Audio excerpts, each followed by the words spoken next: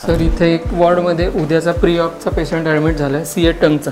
Okay हे okay okay okay ह्यांचं आपण सगळं केलेलं आहे. ब्लड रिझल्ट झालं आहे ना? हो झालं. ओके लॅब झाली. कार्डिओलॉजी फिटनेस झाला. ओके उद्या आपण ऑपरेशन करणार आहे. ओके काय करणार आहे मी परत एकदा तुम्हाला समजून सांगतो. आपल्या जिभेला जी जखम आहे ती साधारणतः 2 ते 2.5 सेंटीमीटरची आहे. त्याच्या कडेने आपल्याला एक 2 सेंटीमीटर मार्जिन तेवढा पार्ट जिभेचा कट करावा लागणार आहे. तसंच मानेतले सगळे गंडमाच्या गाठी पण काढायच्या. तर जो जिभेचा डिफेक्ट आहे त्याला हातावरची त्वचा घेणार, नाडीच्या रक्तवाहिन्या आणि मानेत नाडीच्या रक्तवाहिन्या जोडल्या जाणार आणि त्वचेने नवीन जीभ बनवणार. ओके हां तुम्हाला काही प्रश्न आहेत का?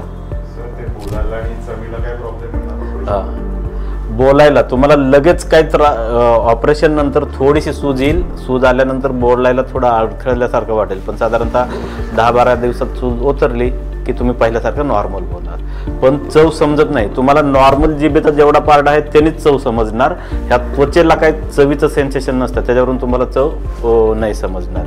आता हे जे पेशंट आहेत हे आहेत कार्सिनोमा टंगचे, म्हणजे सीए टंग T2 लिजन, म्हणजे साधारणतः 2.5 सेंटीमीटरची त्यांची जखम आहे. मानेच्या गंडमाच्या गाठीत आजार पसरलेला नाही तरीही त्या गाठी आपल्याला काढाव्या लागतात. क्लिनिकली जर बघितलं तर हे दुसऱ्या स्टेजमधला आजार येतोय. आपण पूर्ण wide local excision of tongue with modified radical neck dissection and free radial forearm flap, म्हणजे हातावरची त्वचा घेऊन नवीन जीभ बनवणे असं ऑपरेशन प्लॅन केलेलं आहे.